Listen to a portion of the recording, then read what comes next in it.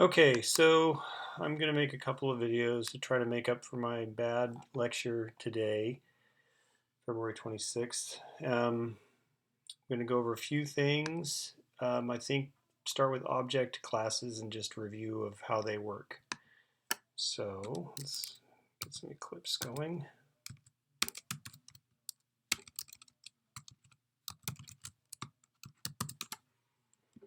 This is on a Mac. It should look pretty much like your Eclipse looks. And I'm just going to start with a blank sheet of paper. And we're going to make up some stuff for an object class and just go through the basics of how object classes work. So like I always say, a class is nothing more than a bunch of code in a named block. So let's do a whole new project. We'll just call it, oops, I don't need a wizard, do I? What am I doing? File, new, Java project.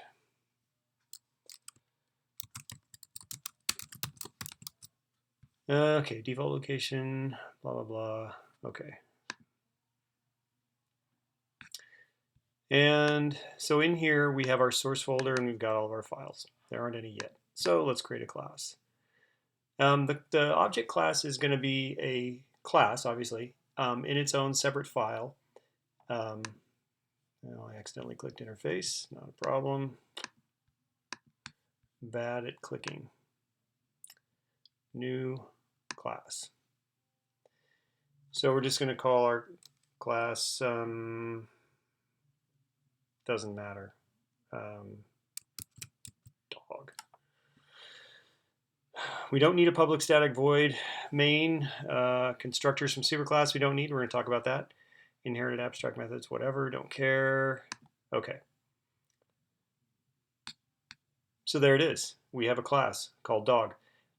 It doesn't have a main method, so it could just as well be an object class. We could instantiate an object in our client code. Let's make another class just for our client code.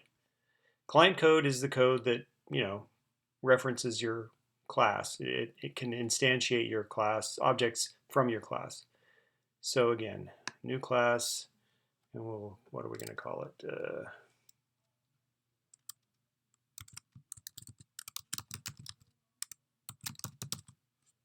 And in this one, we will create our public static main, void main. That is the program entry point. So within this class review project, we have this class, ClassReview client, which has a main, which is the program entry point, which means it can actually be run and it will actually do things. Nice typing. Our other class, dog, which doesn't have anything in it right now, is an object class. So object classes can have fields, which are just variables, which are defined and possibly initialized. And it can have methods. Why not? Okay. But even without them, I mean, it's useless, but we can do something. We can create a dog, my dog, and he equals new. New is the keyword that says to please instantiate a new object of type dog using the empty parameter list, which means it will use the default constructor. Wait a minute, dog has a constructor? There's nothing here. Let's put another thing in here.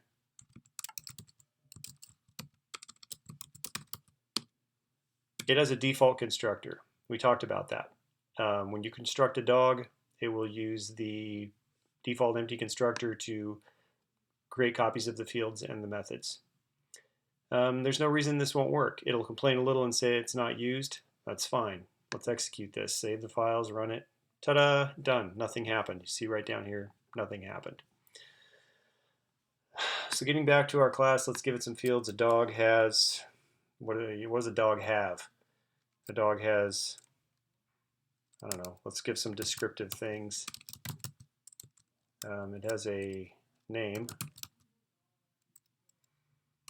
And it has a color. It's going to be a string. let's say it has an age, which is going to be an integer.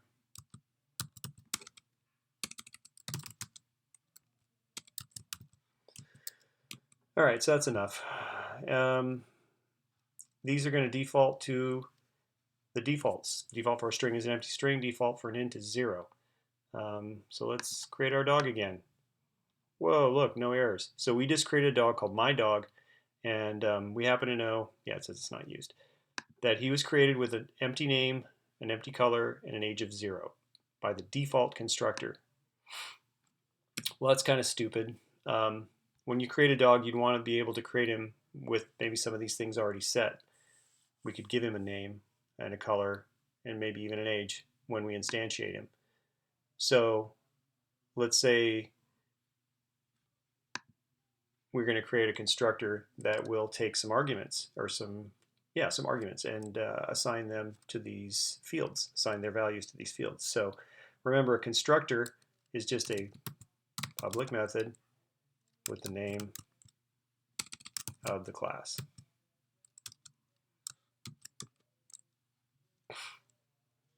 What did I miss? Oh yeah, the argument list or the parameter list. Empty parameter list, then we would just have overridden the default. We don't want to do that. We want to allow the constructor to accept some parameters and initialize these name and color and age fields that we have up here. So let's say we're going to get a parameter passed in, and it's confusing to give them the same name as the fields up here. Well, that brings up another thing. Let me look at my cheat sheet of what I was going to talk about. All right, so public fields. I was going to talk about that. We already have some fields up here. They're public. So what that means is that we can access them with dot notation. So my dog dot age. So let's just print that and show that it exists.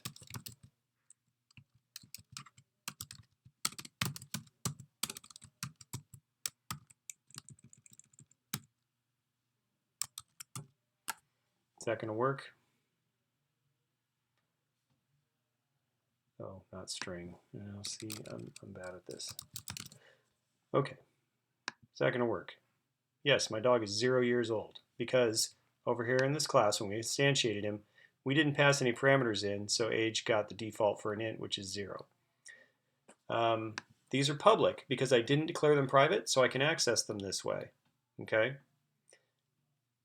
Is that a good idea or a bad idea? It depends. But I'm just right now trying to show that, yeah, when we created this dog, it got all of the things that belong to the class when we instantiated it. It got all of these fields up here. Okay. Let's see, what else was I going to go over here? Yeah, just to basically review fields and methods. So let's create a method called, I don't know, bark.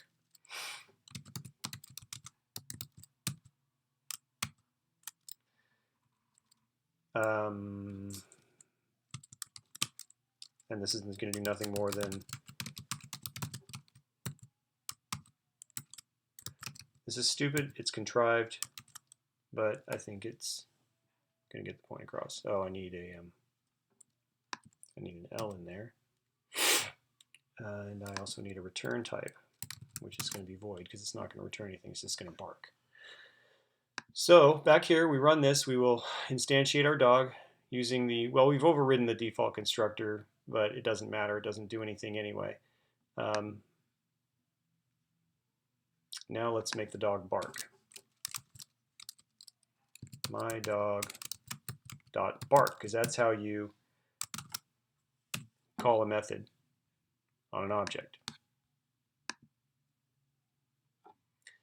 So my dog is the object, bark is the method, has no parameters. There it goes. Now you can pass parameters and you can have return values. So like, I think this is an example we might have seen. And then so for however many times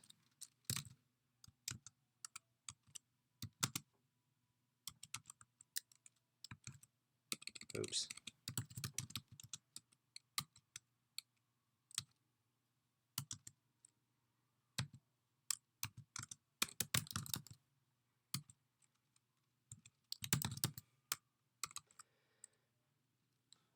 So we just did a for loop, set I equal to 0.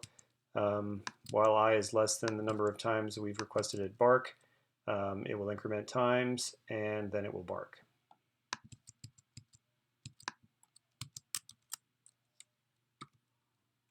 Haha, nice job. Okay, Command X, Command V, all right. Yeah, it blew up because I changed the signature of the bark method, but I didn't change the client code. The client code called it with no arguments. That's not going to work. So let's bark 3 times. Bark, bark, bark. Oops, that barked an infinite number of times. It's still barking. What did I do wrong? Clearly I did something wrong. Oh, I incremented the wrong thing. I incremented times instead of I because I'm stupid. Okay, it'll work now. We're going to have to interrupt this. How do you interrupt a program? Usually it's Control C. Oh, here it is, the big red square. Let's try it again. All right, barks 3 times. Just goes to show you, you got to be aware of which variable is which. This is the incrementer and the iterator, I guess is what I could call it. You know, the variable that we use as a counter, and we test it against times. Incrementing times would just make it go forever. That was beautiful. All right, so now we have this basic class with fields, name, color, age, dumb empty constructor doesn't do anything yet, and a method that we can call from an object of that type. So we instantiated the dog, we directly accessed age because it's public, and we made him bark 3 times. In real life, a lot of times these are private. Why are they private? Why not? They are private because we want to encapsulate our code. We don't want some monkey being able to, change these things from outside the object, because the object is going to have rules about how those can be changed and what can be done to them. So now that we've made them all private, we come over here, we try and run this, it's going to blow up, it's going to be mad. And it says the field dog.age is not visible. It's not visible because the class that it inherits from made it private. And I was a little confused about this today. I am a dog, right? And it's private to me, right? Well, not really. I was faked out a little because I was putting my classes and my client class in the same file. And when you do that, you have to cheat and make them static. And when you do that, you can access them. But in real life, they're in separate files. They're not static, and you cannot access the private fields. So you need a getter. So you would create a getter, which is just nothing more than a method that gets the value. So let's do a getter for age. That's going to be public int, or yeah, because that's the return type. Get age. Doesn't need a parameter list because it's going to get the age of the instance that we call it on. This particular dog, this dog. So we can just do very simply return age. And I use the word this kind of for, we could also say this dot age. That makes it explicit that it's for this dog. Why is that important? It's not really at this point. Let's just leave it out. We can get to examples later where we'll show how that can be important, but it's actually kind of not right now. So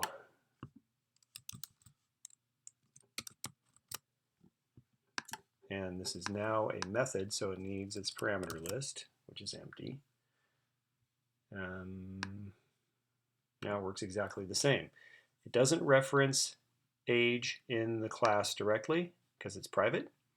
It references it by calling the getter, which is called getAge, and is right here, getAge. I mean, you can see how you would do the other things. We could make like a, let's mess with our constructor, okay? Let's make our constructor take arguments for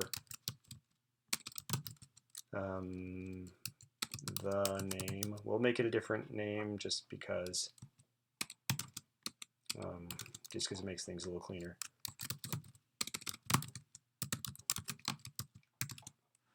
And int to initialize these things too. All right, and inside this method, it's not going to do anything fancy. It's going to say name equals the name, color equals the color, and I type like, I don't know, age equals the age.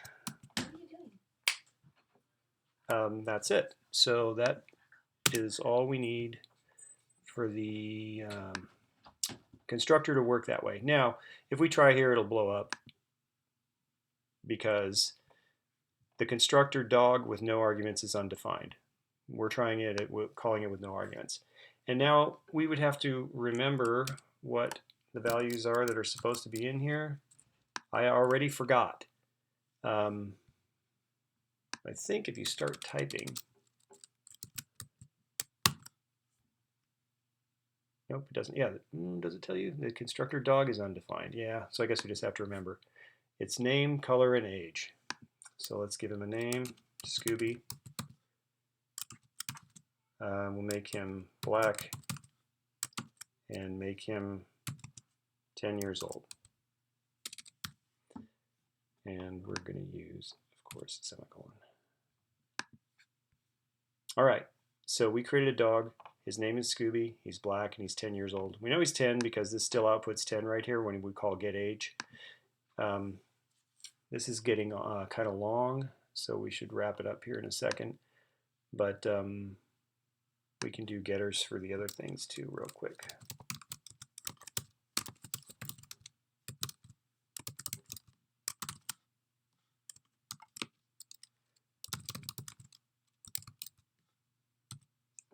These are real simple. They don't do anything, and you're thinking, why would you bother with this? Why wouldn't you just make them public? Well, you can put constraints, and you can let people do only things that make sense. Whereas if you make them public, they can do whatever they want. They could rename the dog, you know, x times 3 squared. You know, they could name it whatever, something stupid.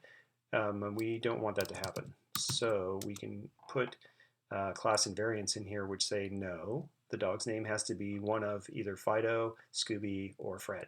You can't name your dog anything else in my world. Those are the only acceptable names for dogs. All right, so now we should be able to go over here and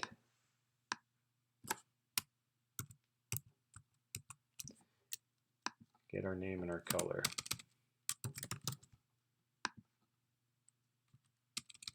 Oops, nice typing. So that's all that's doing is calling these methods on this instance of the dog class. All right, so he's 10, he's Scooby, and he's black. And he barks 3 times. Woof, woof, woof. That's a very basic review of how object classes work. This is a object class. How do you know? Has no name. I mean, that's all really. It's just a block of code, has a name. You can instantiate an object based on it. And I like to refer to them as sort of a data type. People probably get mad about that, but I mean, that's what we're doing over here. We've created a variable called dog of type, data type dog. And then we've instantiated it using the new keyword dog object with these parameters passed. That's all. I mean, now then we can take this object and call the methods on it, which makes it a little fancier than a regular data type, but not fancier than any other object data type. And then this method, which directly outputs from the parent class. We don't have to get the results and then output them ourselves. Okay, so we're going to move on to some more interesting stuff on the next. We're going to talk about inheritance.